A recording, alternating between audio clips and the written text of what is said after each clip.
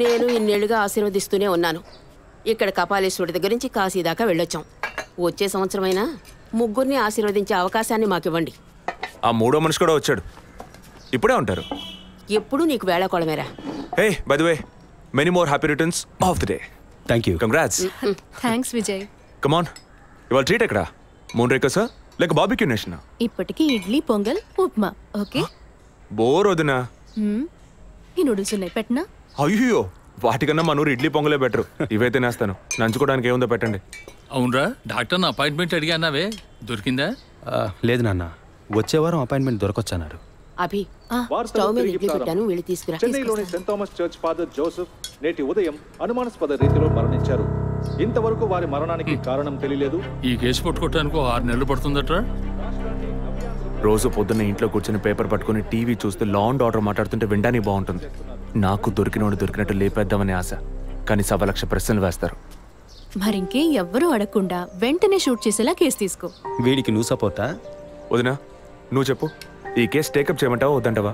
ఓహో, నాన్నకేమో lawyer post, వదినకి commissioner post. తెలివైన అడివిరా. ఇలా చూడు, ముందు మీ వదినికి అమ్మ అనే పోస్ట్ రాని, అదే భాగ్యం.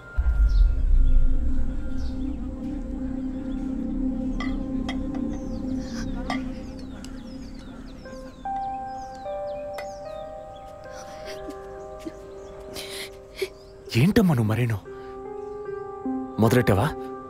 నువ్వు అసలు ఆ మాట లేకుండా మాట్లాడలేవా? ఒరేయ్, ఉన్నమాటే కదరా అన్నాను. నేను మాత్రమేనా అంది? నిన్న పక్కింటి భాగ్యం వచ్చి పూర్ణకి సీమంతం రండి అంది. వస్తాం అన్నాను. దానికి నువ్వు మాత్రమే రావోదినా అంది. దానికేమంటావు? వాళ్ళేదో వాగారు కదా అని నువ్వు ఆ మాట మాట్లాడతావా? ముందు వద్దని అమ్మ మనసుతో చూడు, అప్పుడు నీకు ఏ లోటో తెలియదు. రే, ఇడ్లీ మెక్కడం ఆపేసి వెళ్ళి కన్విన్స్ చేయరా.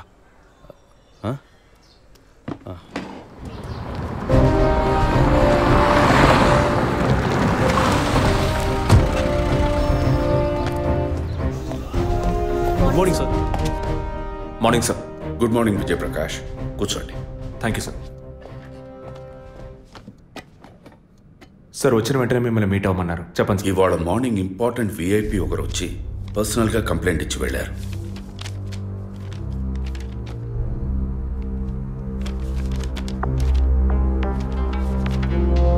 Sky TV CEO mister Gunasekhar కదా సార్? ఎస్, వారి వైఫ్ 2 రోజులుగా కనపట్టలేదని కంప్లైంట్ ఇచ్చారు.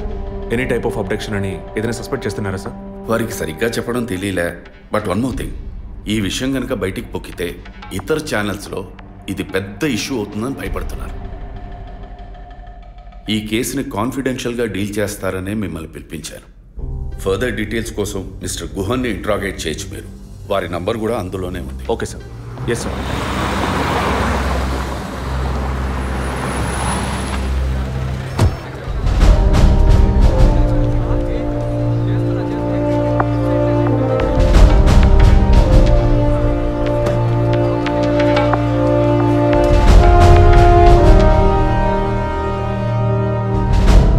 సో మీ ఇంట్లో ఉన్న డ్రైవర్స్ కానీ మెయిట్స్ కానీ మీ వైఫ్ని చివరిసారిగా ఎప్పుడు చూసా ఉన్నారు? Wednesday evening చూశారట.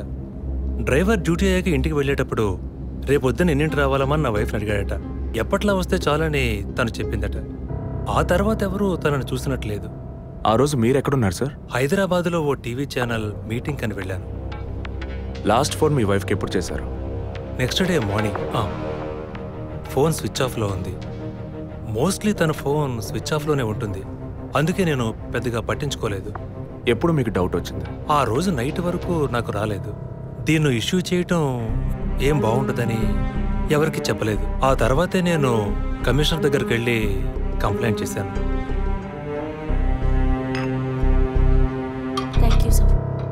సో వివాహం ఎన్నేళ్ళైంది? 4 years. కిడ్స్? ఇంతవరకు వద్దని పోస్ట్పోన్ చేసుకుంటూ వచ్చాం. Now we are in plan. మీ వైఫ్కి హాబీస్, పర్సనల్ యాక్టివిటీస్ ఏమైనా ఉన్నాయా? తను పెద్ద క్రికెట్ ఫ్యానిటీ. ఇండియా గెలవాలని తను చర్చికి పోయి స్పెషల్ ప్రేయర్ కూడా చేస్తుంది. అంత పిచ్చి. ఓ, మీ వైఫ్కి దేవుడు అంటే అంత నమ్మకమా? యా, సండే మిస్ అవ్వకుండా చర్చికి పోయి వస్తుంది. కొన్ని సమయాల్లో లైఫ్లో కొన్ని ముఖ్యమైన నిర్ణయాలు కూడా చర్చి ఫాదర్ని అడిగి తీసుకుంటుంది. ఏ church? Villivakkam saint Thomas church. ఆ చర్చ్ ఫాదర్ జోసెఫ్ చనిపోయారని తెలుసా మీకు? యా, మా న్యూస్ డివిజన్ స్టాఫ్ ద్వారా I just got to know it. Thanks for your cooperation. Will get back to you shortly. Thank you. అంత స్ట్రాంగ్గా మీరు ఎలా చెప్పగలుగుతున్నారు విజయ్? జెసికాని పోయిన బుధవారమే ఇంట్లో వాళ్ళు చివరిసారిగా చూశారు sir. Saint Thomas church father Joseph murder గురువారం నాడు జరిగింది. అందులోనూ ఫాదర్ జోసెఫ్ చనిపోయింది పాపాలు ఒప్పుకోలు చోటు కావడం వల్ల ఆ రోజు ఉదయం ఆయన ఎవరికో పాప క్షమాపణ చేస్తుంటారు. అది జెసికానే ఎందుకు కాకూడదని నా అసంప్షన్. Good morning sir. రండి స్టీఫెన్, కూర్చోండి. Vijay, yes sir. Father death case వీరే డీల్ చేస్తున్నారు. Hello sir. Hello. Vijay handle చేస్తున్న కేసులో కనిపించకుండా పోయిన అమ్మాయి ఫాదర్ మరణించిన టైంలో పాప క్షమాపణ కోసం వచ్చి అక్కడ ఉన్నందువల్ల ఈ హత్యకి ఆ అమ్మాయికి సంబంధం ఉండొచ్చేమో అని వీరు అనుమానం. ఉండొచ్చు సార్. మనం అలా అనుమానిస్తే ఫాదర్ చనిపోయిన సమయంలో బయటికి వెళ్ళిన వాచ్మెన్ దగ్గర నుంచి బెల్ కొట్టేవాడి వరకు అనుమానించాలి. It is simple. ఒక చర్చి ఫాదర్గా వారి సర్వీస్కి వంక పెట్టలేం. కానీ వారి పర్సనల్ లైఫ్ ఎంక్వైరీ చేసినప్పుడు వారికి ఒకసారి బైపాస్ సర్జరీ జరిగినా మరోసారి సర్జరీ చేయాల్సి వచ్చింది. ఆపరేషన్ ఖర్చులు, చేసిన అప్పులు, వీటన్నిటి వల్ల వారి నిర్ణయానికి వచ్చి ఉండొచ్చు. సూసైడ్ అంటానికి కావాల్సిన సిమ్టమ్స్ అన్నీ ఉన్నాయి. ఈ కేసు గురించి మీ ఒపీనియన్ ఏంటి? నాకు మాత్రం చర్చ్ ఫాదర్ మరణం సూసైడ్ కాదని ఎందుకో డౌట్ సార్. ఎలా చెప్పగలుగుతున్నారు? ఆయన పర్సనల్ లైఫ్లో ఎలాంటి వారైనా కావచ్చు, కానీ ఒక స్వచ్ఛమైన క్రిస్టియన్గా జీవించేవారట. అంత స్వచ్ఛమైన క్రిస్టియన్గా ఉన్నవారు తన రక్తాన్ని పవిత్రమైన చర్చ్లో చిందించాలని ఎప్పుడూ అనుకోరు. పోనీ ఒకవేళ సూసైడ్ చేసుకోవాలనుకున్నా అది వారి ఇంట్లో చేసుకుని ఉండేవారు. వారు ఆ పని చేయలేదు. ఫాదర్ కన్నా ఎక్కువగా బైబిల్ చదివినట్టున్నారు. దీనికి బైబిల్ చదవాల్సిన అవసరం లేదు. క్రైస్తవ మతతత్వాన్ని అర్థం చేసుకుంటే చాలు. జెసికా కేసుని, ఫాదర్ కేసుని ఒకే యాంగిల్లో పరిశీలిస్తేనే మనం ఒక నిర్ణయానికి రాగలుగుతాం సార్. మరి ఇంకేంటి సార్, దివ్య దృష్టి ఉన్నట్టు అన్ని వీరే చెప్తున్నారు. ఈ కేసు కూడా వీరికి అప్పగించండి. ఎస్ స్టీఫెన్, నేను అదే మంచిదనుకుంటున్నాను. దీన్ని విజయ్ హ్యాండిల్ చేస్తాడు. సార్. ఏంటి సార్? కేసుకు సంబంధించిన ఫైల్స్ అన్ని వీరికి అప్పచెప్పండి. విజయ్ సార్, ఫాదర్ కేసులో మీకు అసిస్ట్ చేయడానికి స్టేషన్ సబ్ ఇన్స్పెక్టర్ తిరుపతి అని ఒక ఆయన ఉన్నారు. ఆయన మీకు హెల్ప్గా ఉంటారు. కాకపోతే కాస్త ఎక్కువగా మాట్లాడతారు, చూసుకోండి. I will handle it sir. Thank you.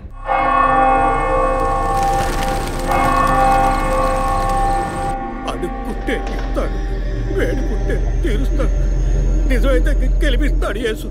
అడుక్కోండి. Father height weight మీకు మ్యాచ్ కావడం వల్ల ఆయన ఏ పొజిషన్లో కూర్చుని ఉంటారు, ఎలా ఉండుంటారని మీతో ఒక చిన్న అసంప్షన్. లేచరండి. డాంకీ యజ్ఞం కాదు, అందుకు ఇలా కూర్చోబెడతా సార్ నన్ను. కొత్తగా మందు కనిపెట్టే డాక్టర్లు ఎలికి మీద ప్రయోగించినట్టు కంగారు పెట్టారు కదా సార్. ఫాదర్ ఎలా కూర్చున్నారో, ఎలా పడిపోయారో, ఎప్పుడు చనిపోయారో, ఇప్పుడు ఎక్కడున్నారో. కాకపోతే ఒకటి, father no more, I mess more. That is the difference. Commissioner గారు చెప్పింది కరెక్టే. కమిషనర్ గారు ఏం చెప్పారు సార్ నా గురించి? చెప్పారులే. పీసీ భానుమతి విషయమా? తెలిసే ఛాన్స్ లేదే. నా ప్రమోషన్ విషయమా? మనకంత సీన్ లేదే.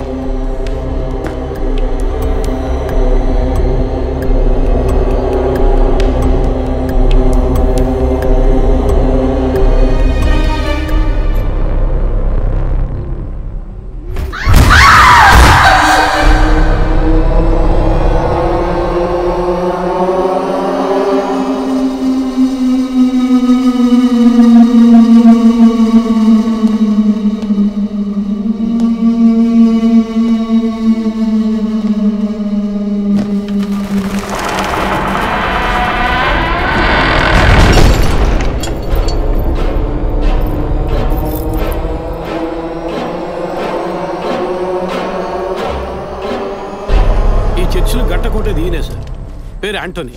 నమస్కారం సార్. ఇక్కడ 8 ఏళ్ళుగా పనిచేస్తున్నావు సార్. ఫాదర్ రికమెండేషన్తోనే ఇక్కడ చేరారు. ఫాదర్ ఎప్పుడు ఎన్నింటికి చర్చ్కి వస్తారు? ఎప్పుడు 7 గంటలకు వచ్చేస్తారయ్యా. సండే అయితే 5 గంటలకు వచ్చేస్తారు. ఒకవేళ ధూప ప్రార్థన ఉన్నా 5 గంటలకు వచ్చేస్తారు. ఫాదర్ 6 గంటలకు చర్చిలో ఆ రోజు కాలం చేశారు. ఆ రోజు స్పెషల్గా ధూప ప్రార్థన ఏమైనా జరిగిందా? అసువంటిది ఏం లేదే. మరెందుకు ఫాదర్ అంత ఎర్లీగా వచ్చారు? ఫాదర్కి తెలిసిన ఎవరైనా విఐపీలు పాప ఒప్పుకోలకు వచ్చినప్పుడు ఒకరోజు ముందుగానే ఫోన్ చేసి వచ్చేస్తారయ్యా. ఆ రోజు ఎవరైనా వచ్చారా? ఆ రోజున బిడ్డకు ఒళ్ళు బాగోలేదని ఇంటికి వెళ్ళిపోయినయ్యా. కానీ వెళ్ళేటప్పుడు తలుపు ముయ్యొద్దు, తెరిచే ఉంచు అన్నారు. గేట్ తెరిచి ఉంచిన విషయాన్ని ఇంతకు ముందు వచ్చిన పోలీసులు కానీ లేక వీరు కానీ మిమ్మల్ని అడిగారా? లేదయ్యా, ఈ అడగలేదయ్యా. ఏమయ్యా అడిగితేనే చెప్తావా, అడగకపోతే చెప్పవా? I'm exit. ఫాదర్ చనిపోయాక మొట్టమొదటిసారి బాడీని చూసింది ఎవరని చెప్పారు? గీత అనే ఒక అమ్మాయి సార్. ఆ అమ్మాయి ఎక్కడ పనిచేస్తోంది?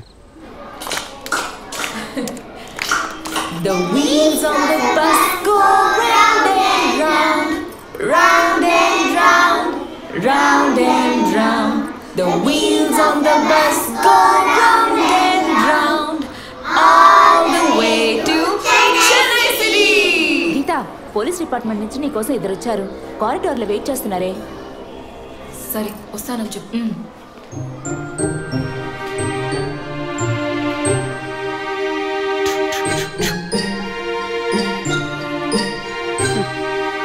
ఈ వయసులో పిల్లలు అన్నాక ఇలాగే అల్లరి చేస్తుంటారులేండి. కానీ రేపు పెద్దయ్యాక మదర్ తెరెసా కావచ్చు, తాత గాంధీ కావచ్చు, మామ నెహ్రూ కావచ్చు, కానీ నాలా మాత్రం కాలేరండి.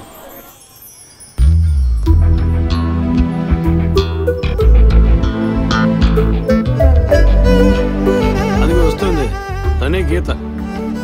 పేరు వరకే, నోరు తెరిస్తే రాత్రి మార్చేస్తా సార్. ఎందుకు నన్ను రమ్మన్నారు? మీరేనా గీత? అవును నేనే. ఏం కావాలి? I'm assistant commissioner Vijay Prakash. Me ID card ఇవ్వండి.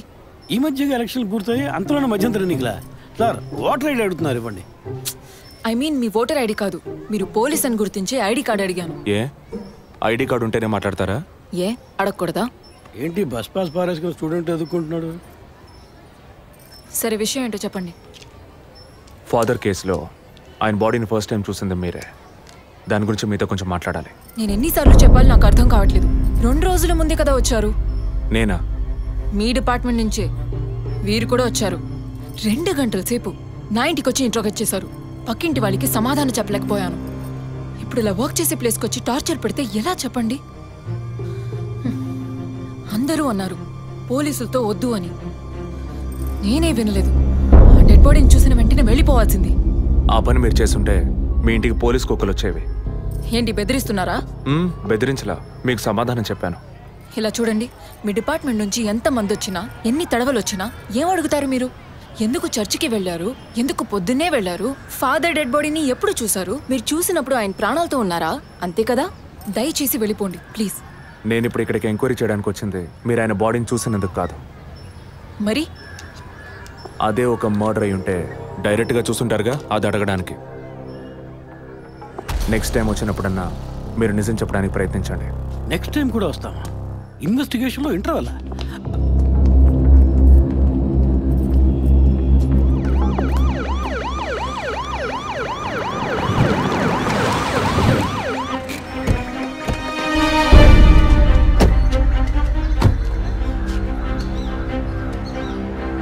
సార్ అదే గీత ఇల్లు. వెళ్ళి చూసిరండి. ఆ ముసలాన్ని మళ్ళీ చూడాలా?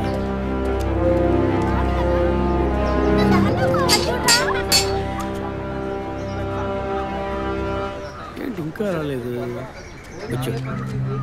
గీత గారు ఉన్నారా? తను పొద్దున్నే స్కూల్కి వెళ్ళిపోయిందే. ఇంతకు ముందు చాలాసార్లు ఎంక్వైరీకి వచ్చి వెళ్ళారు కదా, మళ్ళీ దేనికి? ఏం లేదు, ఏసీ కొత్త రీ ఎంక్వైరీ చేయాలంటున్నారు. వస్తే విషయం చెప్పండి, సరేనా? సరే సార్. ముసలాడు చెప్పింది ఏసీ గిరిపించే ఉంటుంది, అయినా మళ్ళీ మనం చెప్పాలి కదా, ఏదో గాడిచ్చాక. సార్ పొద్దున్న స్కూల్కి వెళ్ళారట, ఇప్పుడేంటి సార్ మళ్ళీ మన స్కూల్కా? అక్కర్లేదు, స్టేషన్కి తనే వస్తుంది.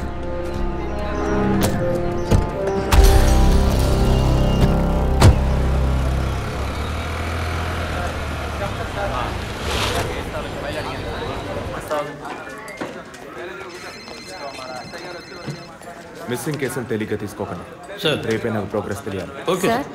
మిమ్మల్ని చూడడానికి వచ్చారు. కూర్చోండి. వర్కింగ్ ప్లేస్కి రావద్దు అన్నాను కదా, మరి ఎందుకు సార్ మా ఇంటికి వచ్చారు? పోలీస్ స్టేషన్కి ఆడపిల్ల రావడం ఓకేనా? ఓకే అంటే చెప్పండి, ఎప్పుడు ఏ క్లారిఫికేషన్ కావాలన్నా పిలుస్తాను. ఇప్పుడు ఏ క్లారిఫికేషన్ చెప్పండి. ఈ చైన్ మీద.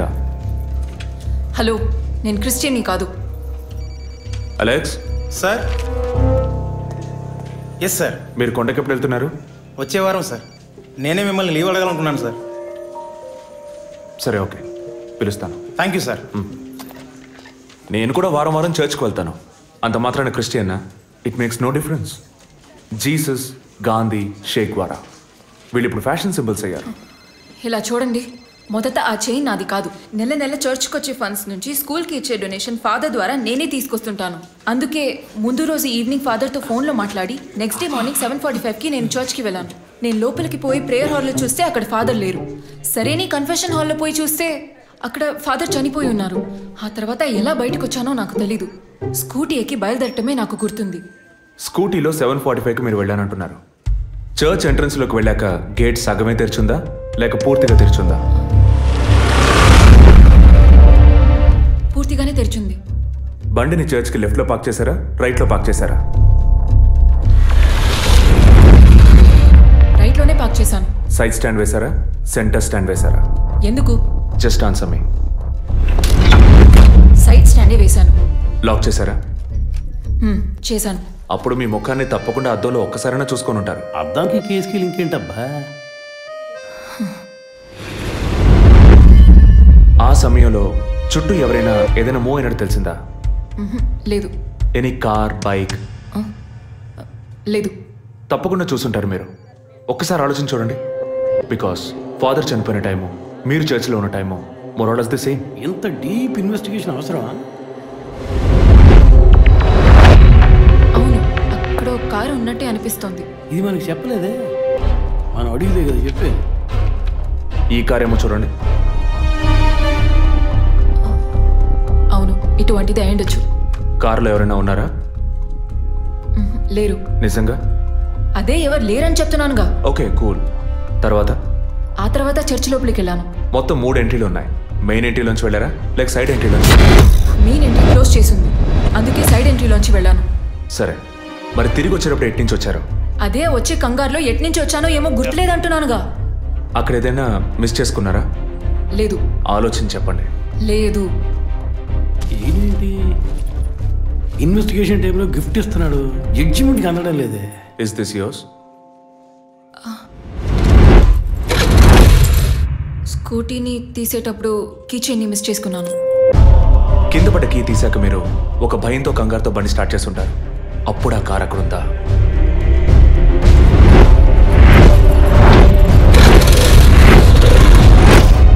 అప్పుడు ఆ కార్ అక్కడ లేదు. That's it. జెసికా చర్చ్కి వచ్చింది, స్ట్రగుల్ జరిగింది. బయటికి వెళ్ళేటప్పుడు ఒంటరిగా వెళ్ళే అవకాశం లేదు. పూర్తయిందా? ఇప్పుడు నన్ను వెళ్ళమంటారా? Anyway, thanks lot miss Geetha. No mention. మీరు చక్కగానే ఇన్వెస్టిగేట్ చేస్తున్నారు. Thank you. మీరు తెలివిగానే సమాధానం చెప్పారు. నన్ను మళ్ళీ మళ్ళీ పిలవరుగా? చెప్పలేం. మీరు పూర్తిగా నిజం చెప్పలేదు కదా, అందుకని పిలవచ్చు. ఎందుకు? అచ్చం చూసానా? కాదు, ఆ హత్య మీరే చేసి ఉండొచ్చుగా. ఇలా తేపా మీరు పిలిస్తే నేను రావాల్సిన అవసరం లేదు. Too much. This is the last.